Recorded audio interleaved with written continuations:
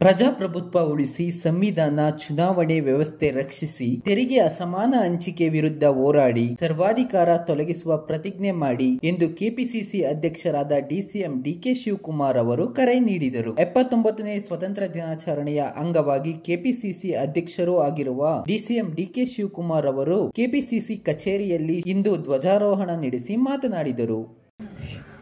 79ನೆಯ ವರ್ಷದ ಸ್ವಾತಂತ್ರ್ಯೋತ್ಸವದ ಹಾರ್ದಿಕ ಶುಭಾಶಯಗಳು. ಈ ಕಾರ್ಯಕ್ರಮದಲ್ಲಿ ಭಾಗವಹಿಸತಕ್ಕಂಥ ನಾಡಿನ ಮುಖ್ಯಮಂತ್ರಿಗಳಂತ ಸಿದ್ದರಾಮಯ್ಯ ಸಾಹೇಬ್ರೆ, ಮಾಜಿ ಮುಖ್ಯಮಂತ್ರಿಗಳಂತ ವೀರಪ್ಪ ಮೊಯ್ಲಿ ಸಾಹೇಬ್ರೆ,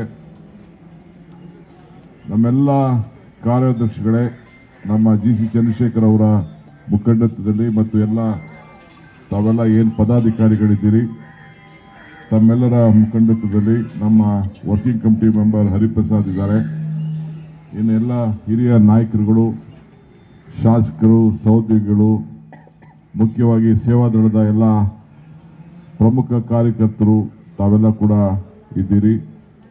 ಇವತ್ತು ಬಹಳ ಸಂಭ್ರಮದಿಂದ ನಾವು 79ನೆಯ ಸ್ವಾತಂತ್ರ್ಯವನ್ನು ನಾವು ಆಚರಣೆಯನ್ನು ನಾವು ಮಾಡ್ತಾ ಇದ್ದೇವೆ. ಮಹಾತ್ಮ ಗಾಂಧೀಜಿಯವರು ಹೇಳಿದ್ದಾರೆ, ಸ್ವಾತಂತ್ರ್ಯ ಎಂದರೆ ಬೆಲೆ ಪಡೆಯುವ ವಸ್ತಲ್ಲ, ಅದು ಜೀವನದ ಒಂದು ಉಸಿರು ಅಂತ ನಮಗೆಲ್ಲ ಪಾಠ ಹೇಳಿದ್ದಾರೆ. ನಮ್ಮ ಪಕ್ಷದ ನಾಯಕರು ಜೀವನದ ಉಸಿರು ಬಿಗಿ ಹಿಡಿದು ಹೋರಾಟವನ್ನು ಮಾಡಿದ್ದಾರೆ. ಆ ಕಾರಣಕ್ಕೆ ಈ ಸ್ವಾತಂತ್ರ್ಯ ದಿನದಂದು ಕಾಂಗ್ರೆಸ್ಸಿಗರು 5 ಶಬ್ದಗಳನ್ನು ನಾವೆಲ್ಲ ಕೂಡ ಮಾಡಬೇಕಾಗಿದೆ.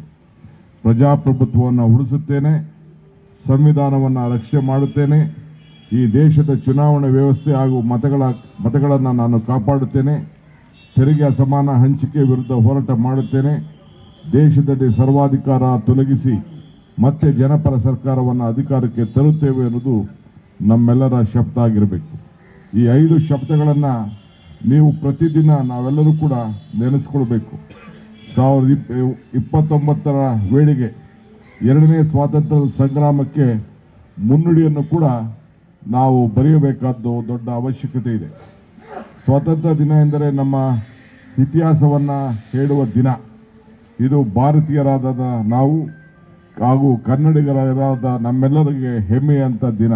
ಏಕೆಂದರೆ ದೇಶದ ಮೊಟ್ಟ ಮೊದಲು ಸ್ವಾತಂತ್ರ್ಯ ಸಂಗ್ರಾಮ ಆಗಿದ್ದು ನಮ್ಮ ಕರ್ನಾಟಕದಲ್ಲಿ. ಶಿವಮೊಗ್ಗ ಜಿಲ್ಲೆಯ ಈಸೂರು ಸ್ವಾತಂತ್ರ್ಯವನ್ನು ಘೋಷಿಸಿದ ದೇಶದ ಮೊದಲ ಗ್ರಾಮ. ಬ್ರಿಟಿಷರನ್ನು ಮೊದಲು ಸೋಲಿಸಿದ ಮಹಿಳೆ ಕಿತ್ತೂರು ರಾಣಿ ಚೆನ್ನಮ್ಮನವರು. ಕಾಂಗ್ರೆಸ್ ಮುಖಂಡ ಹನುಮಂತರಾವ್ ಅವರ ನೇತೃತ್ವದಲ್ಲಿ 1930ರಲ್ಲಿ ಅಂಕೋಲದಲ್ಲಿ ಉಪ್ಪಿನ ಸತ್ಯಾಗ್ರಹ ಕೂಡ ಪ್ರಾರಂಭ ಆಗಿದ್ದನ್ನು ನಾವೆಲ್ಲ ನೆನಪಿಸಿಕೊಳ್ಬೇಕಾಗಿದೆ. ಹೀಗೆ ಸ್ವಾತಂತ್ರ್ಯದ ಹೋರಾಟಕ್ಕೆ ಕರ್ನಾಟಕ ಮತ್ತು ಕನ್ನಡಿಗರ ಜೀವನವನ್ನೇ ಕೊಟ್ಟಿರುವುದು ತಮಗೆಲ್ಲ ಈ ಇತಿಹಾಸಕ್ಕೆ ತಾವೆಲ್ಲ ಮೆಲುಕಾಗಬೇಕಾದ್ದು ನಮ್ಮೆಲ್ಲರ ಕರ್ತವ್ಯ. ಸ್ವಾತಂತ್ರ್ಯದ ಹೋರಾಟದಲ್ಲಿ ಸುಮಾರು 6.5 ಲಕ್ಷ ಜನ ಕಾಂಗ್ರೆಸ್ಸಿಗರು ಪ್ರಾಣವನ್ನು ತ್ಯಾಗ ಮಾಡಿದ್ದಾರೆ. ಸಾವಿರಾರು ಜನ ತಮ್ಮ ಮನೆ ಮಠವನ್ನು ಜೀವನವನ್ನು ತ್ಯಾಗ ಮಾಡಿದ್ದಾರೆ. ನಾವು ಧ್ವಜವನ್ನು ಹಾರಿಸಿ ರಾಷ್ಟ್ರಗೀತೆಯನ್ನು ಹಾಡಿದರೆ ಮಾತ್ರ ಸಾಲದು. ಸ್ವಾತಂತ್ರ್ಯಕ್ಕಾಗಿ ಹೋರಾಡಿದ ಪಕ್ಷ ಎಂದು ಹೊಸ ಪೀಳಿಗೆಗೆ ನಾವೆಲ್ಲರೂ ಕೂಡ ತಿಳಿಸಬೇಕಾಗಿದೆ. ಇದು ಕಾಂಗ್ರೆಸ್ ಪಕ್ಷದ ಕಾರ್ಯಕರ್ತರು, ಮುಖಂಡರ ಧೈರ್ಯದಿಂದ ಹೇಳಬೇಕು. ಎಲ್ಲಿವರೆಗೆ ನಿಮಗೆ ಈ ಧೈರ್ಯ ಬರುವುದಿಲ್ಲವೋ ಅಲ್ಲಿವರೆಗೆ ದೇಶದ್ರೋಹಿಗಳು ನಮ್ಮನ್ನು ದೇಶದ ಭಕ್ತಿ ಪಾಠ ಮಾಡುತ್ತಾರೆ. ಸ್ವಾತಂತ್ರ್ಯಕ್ಕಾಗಿ ನಮ್ಮ ಜೀವನವನ್ನು ಮುಡಿಪಿಟ್ಟು ಗಾಂಧೀಜಿಯವರು ಪ್ರಶ್ನೆಯನ್ನು ಮಾಡಲಾಗುತ್ತಿತ್ತು. ನೆಹರು, ಸರ್ದಾರ್ ಪಟೇಲ್ ಸೇರಿದಂತೆ ಅನೇಕ ನಾಯಕರು ಹೋರಾಟದಲ್ಲಿ ಮಾಡಿಲ್ಲ ಎಂದು ಸುಳ್ಳು ಸುದ್ದಿಗಳನ್ನು ಕೂಡ ಹಬ್ಬಿಸಿಕೊಂಡು ಬಂದಿದ್ದಾರೆ. ನೆಹರು ಅವರ ಸುಮಾರು 3262 ದಿನಗಳು ಅಂದರೆ 9 ವರ್ಷಗಳ ಜೈಲು ವಾಸ ಅನುಭವಿಸಿದ್ದಾರೆ. ಅದು ಕಾಂಗ್ರೆಸ್ ನೇತೃತ್ವದಲ್ಲಿ ದೇಶ ಮುಂದಾಗಿತ್ತು. ಇಂದು ಸ್ವಾತಂತ್ರ್ಯ ಹೋರಾಟದಲ್ಲಿ ಮೌಲಾನಾ ಆಜಾದ್, ದಾದಾಬಾಯಿ ನೌರೋಜಿ, ಬಾಲಗಂಗಾಧರ ತಿಲಕ್, ಮಹಾತ್ಮ ಗಾಂಧೀಜಿ, ನೆಹರು ಅವರು, ಅಂಬೇಡ್ಕರ್ ಅವರು, ವಲ್ಲಭಾಯ್ ಪಟೇಲ್ ಅವರು, ಸುಭಾಷ್ ಚಂದ್ರ ಬೋಸ್ ಅವರು, ಭಗತ್ ಸಿಂಗ್ ಅವರು, ಚಂದ್ರಶೇಖರ್ ಆಜಾದ್ ಅವರು, ಸರೋಜಿನಿ ನಾಯ್ಡು ಅವರು, ಲಾಲಾ ಲಜಪತ್ ರಾಯರವರು, ಗೋಪಾಲಕೃಷ್ಣ ಗೋಖಲೆ, ಬಿಪಿನ್ ಚಂದ್ರಪಾಲ್ ಸೇರಿದಂತೆ ಅನೇಕ ಮಹನೀಯರು ಹೋರಾಟವಿದೆ. ಅವರ ಇತಿಹಾಸವನ್ನು ನಾವೆಲ್ಲರೂ ಕೂಡ ನಮ್ಮ ಪೀಳಿಗೆಗೆ ತಿಳಿಸಬೇಕಾದ್ದು ನಮ್ಮೆಲ್ಲರ ಕರ್ತವ್ಯ ಅಂತ ಹೇಳಿ ನಾನು ಭಾವಿಸಿದ್ದೇನೆ. ಹೀಗಾಗಿ ದೇಶದ ತಮ್ಮ ತನು ಮನ ಧನ ಪ್ರಾಣ ಎಲ್ಲವನ್ನ ಅರ್ಪಿಸಿದವರು ಕಾಂಗ್ರೆಸ್ಸಿಗರು ಮಾತ್ರ ಅನ್ನೋದನ್ನು ಕೂಡ ನಮಗೆ ಹೇಳಲಿಕ್ಕೆ ಬಹಳ ಸಂತೋಷ ಆಗ್ತದೆ. ದೇಶದಲ್ಲಿ ಕಾಂಗ್ರೆಸ್ ಕೊಡುಗೆ ಏನು ಎಂಬುದನ್ನು ಪ್ರತಿಪಕ್ಷದ ಅನೇಕರು ಅನೇಕ ಸಂದರ್ಭದಲ್ಲಿ ಮಾತನಾಡ್ತಾ ಇದ್ದಾರೆ. ದೇಶದ ಸ್ವಾತಂತ್ರ್ಯ ತಂದುಕೊಟ್ಟದ್ದು ರಾಷ್ಟ್ರಗೀತೆ ಮತ್ತು ರಾಷ್ಟ್ರಧ್ವಜವನ್ನ ಕೊಡ್ತಾ ಇರೋದು ಕೂಡ ಇವತ್ತು ತಾವೆಲ್ಲರೂ ಕೂಡ ಪ್ರತಿ ಹಂತದಲ್ಲೂ ಕೂಡ ನೆನೆಸ್ಕೊಳ್ಳುವಂಥ ಒಂದು ನೆನಪನ್ನ ನಾವೆಲ್ಲ ಮಾಡಬೇಕಾಗಿದೆ. ಇವತ್ತು ನಮ್ಮ ಹೆಗಲ ಮೇಲೆ ತ್ರಿವರ್ಣ ಧ್ವಜ ಇದೆ, ಎದೆ ಮೇಲೆ ಸಂವಿಧಾನವಿದೆ. ಆದ್ರಿಂದ ಇವತ್ತು ನಾವೆಲ್ಲ ಕೂಡ ಸಮಾಜದಲ್ಲಿ ಮಾನವೀಯತೆಯ ಸ್ವಾತಂತ್ರ್ಯವನ್ನ ಅನೇಕ ಸ್ವಾತಂತ್ರ್ಯಗಳನ್ನು ನಾವು ನೆನೆಸ್ಕೊಳ್ಬೇಕಾಗಿದೆ. ಮಾನಸಿಕ ಸ್ವಾತಂತ್ರ್ಯ, ಕಾನೂನಾತ್ಮಕ ಸ್ವಾತಂತ್ರ್ಯ, ವೈಯಕ್ತಿಕ ಸ್ವಾತಂತ್ರ್ಯ, ಧಾರ್ಮಿಕ ಸ್ವಾತಂತ್ರ್ಯ, ಬೌದ್ಧಿಕ ಸ್ವಾತಂತ್ರ್ಯ, ಸಾಮಾಜಿಕ ಸ್ವಾತಂತ್ರ್ಯ, ಆರ್ಥಿಕ ಸ್ವಾತಂತ್ರ್ಯ ಮತ್ತು ಅದಕ್ಕೆಲ್ಲ ಮುಖ್ಯವಾಗಿ ರಾಜಕೀಯ ಸ್ವಾತಂತ್ರ್ಯ ಕೂಡ ಇವತ್ತು ಈ ದೇಶಕ್ಕೆ ಕೊಟ್ಟದ್ದನ್ನ ನಾವೆಲ್ಲ ನಮ್ಮ ಪೀಳಿಗೆಗೆ ತಿಳಿಸಬೇಕಾಗಿದೆ. ಮನುಷ್ಯನಿಗೆ ಊಟ, ನಿದ್ದೆ, ಆಹಾರ, ಓಡಾಟ ಸ್ವಾತಂತ್ರ್ಯದೊಂದಿಗೆ ಸಂವಿಧಾನದ ಅಡಿಯಲ್ಲಿ ತನಗಿದ್ದಂಥ ರೀತಿಯಲ್ಲಿ ಬದುಕು ಸ್ವಾತಂತ್ರ್ಯವೂ ಕೂಡ ಇದೆ. ತನಗೆ ಬೇಕಾದ ಜನರನ್ನ ಅಭ್ಯರ್ಥಿಗಳನ್ನ ಆಯ್ಕೆ ಮಾಡುವ ಸ್ವಾತಂತ್ರ್ಯ ಕೂಡ ತಮ್ಮೆಲ್ಲರೂ ಕೂಡ ಇದೆ. ತನಗೆ ಇಷ್ಟವಾಗಿರುವ ರಾಜಕೀಯ ವ್ಯವಸ್ಥೆಯನ್ನು ರೂಪಿಸಲು ಜನಪ್ರಾಯವನ್ನ ಮೂಡಿದ್ದು ಕೂಡ ಅದು ಕೂಡ ಒಂದು ದೊಡ್ಡ ಸ್ವಾತಂತ್ರ್ಯ ಈ ದೇಶಕ್ಕೆ ಕಾಂಗ್ರೆಸ್ ಪಕ್ಷ ಕೊಟ್ಟಿದೆ.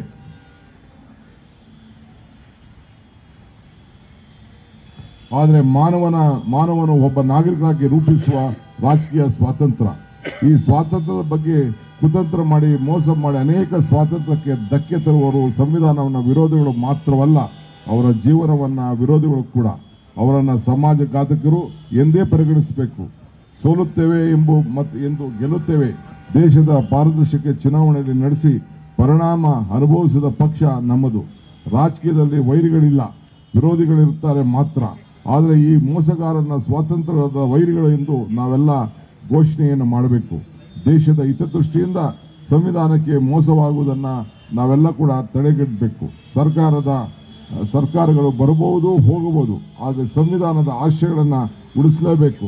ಅದೇ ಈ ದೇಶದ ಬದ್ಧತೆ ಎಂದು ನಾವೆಲ್ಲರೂ ಕೂಡ ತೋರಿಸಿಕೊಟ್ಟು ನಮ್ಮ ಪಕ್ಷವನ್ನು ನಾವೆಲ್ಲ ಕಾಪಾಡಬೇಕು. ಇಂದು ಮತ ಕಳ್ಳತನ, ವೋಟ್ ಚೋರಿ ಇದೆಲ್ಲ ಕೂಡ ಈ ದೇಶದ ಗೌರವಕ್ಕೆ ಧಕ್ಕೆ ತರುವಂತ ಜನತೆನೆ ನಮ್ಮ ರಾಜ್ಯದಲ್ಲೂ ಕೂಡ ಈಗಾಗಲೇ ನಮ್ಮ ನಾಯಕರುಗಳು ಮಲ್ಲಿಕಾರ್ಜುನ್ ಖರ್ಗೆ ಸಾಹೇಬರು ಮತ್ತು ರಾಹುಲ್ ಗಾಂಧಿಯವರು ಈ ದೇಶಕ್ಕೆ ಒಂದು ಮುನ್ನಡಿಯನ್ನ ಬರಿತಾ ಇದ್ದಾರೆ. ಈ ಸ್ವಾತಂತ್ರ್ಯೋತ್ಸವದ ಒಂದು ವಿಶೇಷವಾದಂಥ ದಿನ. ನಾವು ಎಲ್ಲ ಕೂಡ ಈ ಸ್ವಾತಂತ್ರ್ಯದ ಜೊತೆಯಲ್ಲೇ ಆಟ ಆಡುವಂತೆ ಎಲ್ಲರನ್ನೂ ಕೂಡ ನಾವು ಈ ಸಂದರ್ಭದಲ್ಲಿ ನಾವು ಕಾಪಾಡಬೇಕಾಗಿದೆ. ಅದಕ್ಕೋಸ್ಕರ ನಾವೆಲ್ಲರೂ ಕೂಡ ಒಟ್ಟಾಗಿ ಕೆಲಸವನ್ನು ನಾವು ಮಾಡಬೇಕಾಗಿದೆ. 2.5 ವರ್ಷ ನಿಮ್ಮೆಲ್ಲರ ಶ್ರಮದಿಂದ ಈ ಕರ್ನಾಟಕ ರಾಜ್ಯದಲ್ಲಿ ಕಾಂಗ್ರೆಸ್ ಸರ್ಕಾರ ನಿಮಗೆ ಆದಂಥ ಒಂದು ಸ್ವಾತಂತ್ರ್ಯವನ್ನು ಕೂಡ ವಿಶೇಷವಾಗಿ ತಂದುಕೊಟ್ಟಿದೆ. ಎಲ್ಲರೂ ಕೂಡ ಬದುಕಿಗೋಸ್ಕರ ಇವತ್ತು ನಾವೆಲ್ಲರೂ ಕೂಡ ಕೆಲವರು ಭಾವನೆ ಮೇಲೆ ರಾಜಕಾರಣವನ್ನು ಮಾಡ್ತಾ ಇದ್ದಾರೆ. ಕಾಂಗ್ರೆಸ್ ಸರ್ಕಾರ ಬದುಕಿನ ಮೇಲೆ ರಾಜಕಾರಣವನ್ನು ಮಾಡ್ತಾ ಇದೆ ಅನ್ನೋದು ಕೂಡ ನಾನು ನಿಮಗೆ ಒತ್ತಿ ಈ ಸಂದರ್ಭದಲ್ಲಿ ತಿಳುವಳಿಕೆಯನ್ನು ಕೊಡಬೇಕಾದ್ದು ನಮ್ಮೆಲ್ಲರ ಕರ್ತವ್ಯ ಆಗಿದೆ. ಈ ಹಿನ್ನೆಲೆಯಲ್ಲಿ ಮುಂದಿನ ದಿನದಲ್ಲಿ ಇಂದಿನೇ ನಾವು ಪ್ರತಿಜ್ಞೆಯನ್ನು ನಾವು ಮಾಡೋಣ. ಮುಂದೆ ಕಾರ್ಪೊರೇಷನ್ ಎಲೆಕ್ಷನ್ಗೆ ನಮ್ಮ ಸರ್ಕಾರ ಸಜ್ಜಾಗಿದೆ. ಜಿಲ್ಲಾ ಪಂಚಾಯತಿ, ತಾಲೂಕ್ ಪಂಚಾಯತ್ ಎಲೆಕ್ಷನ್ಗೂ ಕೂಡ ನಾವೀಗಾಗಲೇ ಸಜ್ಜನ್ನು ಮಾಡಿದ್ದೇವೆ. 6 ತಿಂಗಳೊಳಗಡೆ ಈ ಎಲ್ಲ ಚುನಾವಣೆಗಳನ್ನು, ಸ್ಥಳೀಯ ಸಂಸ್ಥೆ ಚುನಾವಣೆಗಳನ್ನು ಮುಗಿಸ್ಲಿಕ್ಕೆ ಸರ್ಕಾರ ನಿರ್ಧಾರವನ್ನು ನಾವು ಮಾಡಿದ್ದೇವೆ. ಆದ್ರಿಂದ ತಾವೆಲ್ಲ ಕೂಡ ಭದ್ರಾಗಬೇಕು. 2028ಕ್ಕೆ ಮತ್ತೆ ಈ ರಾಜ್ಯದಲ್ಲಿ ನಿಮ್ಮ ಸರ್ಕಾರವನ್ನು ಅಧಿಕಾರಕ್ಕೆ ತಂದು ಜನರ ಬದುಕಿಗೆ ಹೊಸ ರೂಪವನ್ನು ಕೊಡಬೇಕು ಅನ್ನೋದಕ್ಕೆ ತಾವೆಲ್ಲ ಕೂಡ ಕಾರ್ಯಕರ್ತರು ಪಣವನ್ನು ತರಬೇಕು ಅಂತೇಳಿ ತಮ್ಮಲ್ಲಿ ನಾನು ಪ್ರಾರ್ಥನೆಯನ್ನು ಮಾಡ್ತಾ ಇದ್ದೀವಿ. ಇವತ್ತು ತಾವೆಲ್ಲ ಕೂಡ ಬಂದು ಈ ಪವಿತ್ರವಾದಂಥ ಕಾರ್ಯಕ್ರಮಕ್ಕೆ, ಐತಿಹಾಸಿಕವಾದ ಕಾರ್ಯಕ್ರಮದಲ್ಲಿ ನಮ್ಮ ಕಾಂಗ್ರೆಸ್ ಭವನದಲ್ಲಿ, ಇಂದಿರಾ ಗಾಂಧಿ ಅವರ ಭವನದಲ್ಲಿ ಪಾಲ್ಗೊಂಡು ತಾವೆಲ್ಲ ಕೂಡ ಭಾಗವಹಿಸಿದ್ದೀರಿ. ತಮಗೆ ವಿಶೇಷವಾದಂಥ ಶುಭಾಶಯಗಳನ್ನು ಮತ್ತು ಧನ್ಯವಾದಗಳನ್ನು ಈ ಸಂದರ್ಭದಲ್ಲಿ ಅರ್ಪಿಸುತ್ತೇನೆ. ಜೈ ಹಿಂದ್, ಜೈ ಕರ್ನಾಟಕ, ಜೈ ಕಾಂಗ್ರೆಸ್ ಪಾರ್ಟಿ.